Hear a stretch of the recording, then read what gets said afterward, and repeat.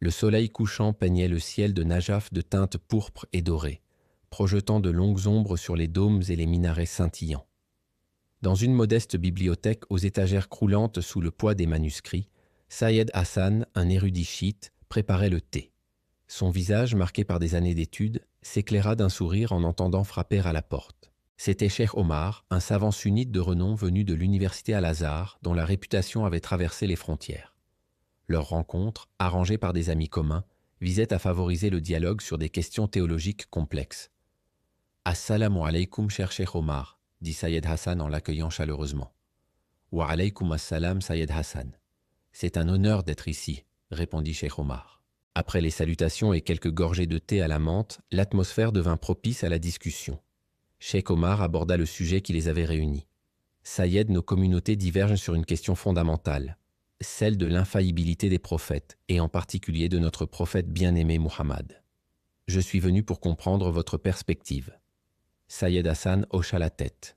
« C'est une question d'une importance capitale, Cheikh. Pour nous, l'infaillibilité est une condition essentielle de la prophétie. Comment un guide pourrait-il nous mener vers la perfection s'il n'est pas lui-même parfait ?» Cheikh Omar posa sa tasse et commença d'une voix calme. « Cher Sayed, notre compréhension est que l'infaillibilité du prophète est absolue en ce qui concerne la transmission du message divin. Il ne pouvait pas se tromper en transmettant la parole d'Allah. Comme le dit le Coran, « Et il ne prononce rien sous l'effet de la passion. Ce n'est qu'une révélation inspirée. » Cependant, nous affirmons aussi sa nature humaine. Le Coran déclare, dit, « Je ne suis qu'un être humain comme vous. Il m'est révélé que votre Seigneur est un Dieu unique. » Cette humanité implique qu'il pouvait, dans des affaires mondaines, commettre des erreurs mineures, avant qu'une révélation ne vienne le corriger. Ces erreurs ne sont pas des péchés, mais des occasions pour Allah de parfaire sa guidance. Cheikh Omar continua. Pensez à l'incident de la sourate Abasa. Le prophète était en discussion avec des notables de la Mecque, espérant les convertir, lorsqu'un aveugle vint le solliciter. Le prophète fronça les sourcils et se détourna. Le Coran intervint alors. Il s'est renfrogné et s'est détourné, parce que l'aveugle est venu à lui. Cet épisode est souvent cité pour montrer que le prophète, dans son jugement humain, a pu faire un choix que Dieu a ensuite rectifié. Ce n'est pas une faute morale, mais une correction divine pour nous enseigner l'égalité devant la foi. De même, dans un hadith, le prophète lui-même dit « Par Allah, je demande pardon à Allah et me repens à lui plus de 70 fois par jour. » Pour nous, son infaillibilité concerne la transmission de la révélation et sa morale exemplaire, mais pas une absence totale d'erreur de jugement humain dans les affaires non révélées. Sayed Hassan prit une profonde inspiration. « Cheikh Omar, je comprends votre argumentation. Cependant, pour nous, l'infaillibilité est bien plus englobante. Elle est une protection divine qui préserve le prophète de tout péché, majeur ou mineur, de toute erreur, de tout oubli, et ce, depuis sa naissance jusqu'à sa mort. La raison est simple, le prophète est le modèle parfait pour l'humanité. Si le guide pouvait se tromper, même dans des affaires mineures, comment pourrions-nous lui faire une confiance absolue? Le Coran témoigne de cette pureté absolue dans la sourate Al-Ahzab.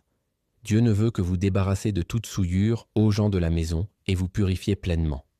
Bien que ce verset s'adresse aux Ahl al-Bayt, le prophète en est le chef. La souillure, ici, englobe toute forme de péché, d'erreur ou d'imperfection morale. Sayed Hassan poursuivit son analyse. Le Coran dit aussi « Nous n'avons envoyé de messager que pour qu'il soit obéi par la permission d'Allah. Comment pourrions-nous obéir sans réserve si le messager pouvait se tromper? L'obéissance totale exige une confiance totale. Quant à l'incident de la sourate Abasa, notre interprétation diffère. Nous y voyons une réprimande divine pour enseigner à la communauté l'importance des humbles, et non une correction d'une faute personnelle du prophète. Allah a voulu accentuer cette leçon pour tous.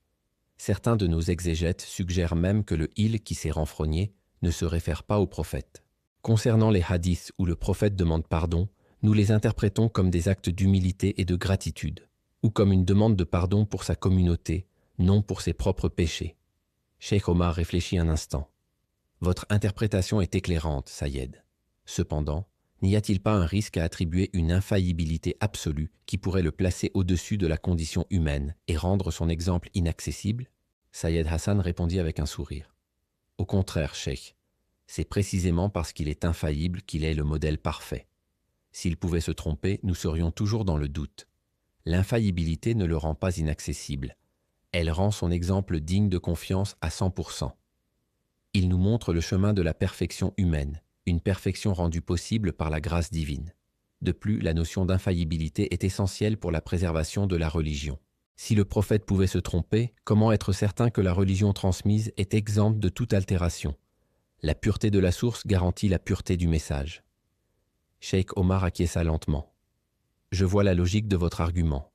Notre divergence réside peut-être dans la définition de l'étendue de cette pureté. Pour nous, la protection divine garantit la pureté du message. Pour vous, elle s'étend à la totalité de l'être du prophète. Exactement, répondit Sayed Hassan. Pour nous, la mission prophétique ne peut être séparée de la personne du prophète. Sa vie entière est une manifestation de la volonté divine. Le soleil avait maintenant disparu.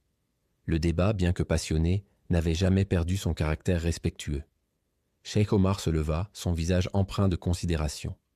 Sayed Hassan, je dois avouer que votre explication est beaucoup plus profonde que ce que j'avais imaginé.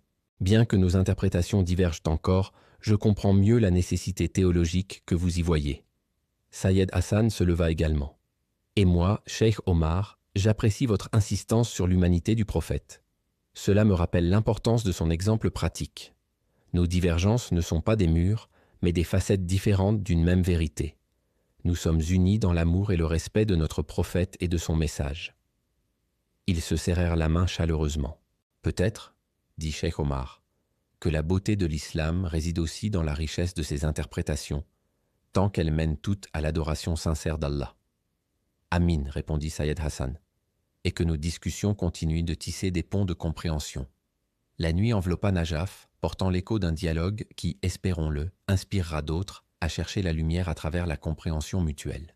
Merci d'avoir regardé, et n'oubliez pas de vous abonner pour plus de discussions enrichissantes.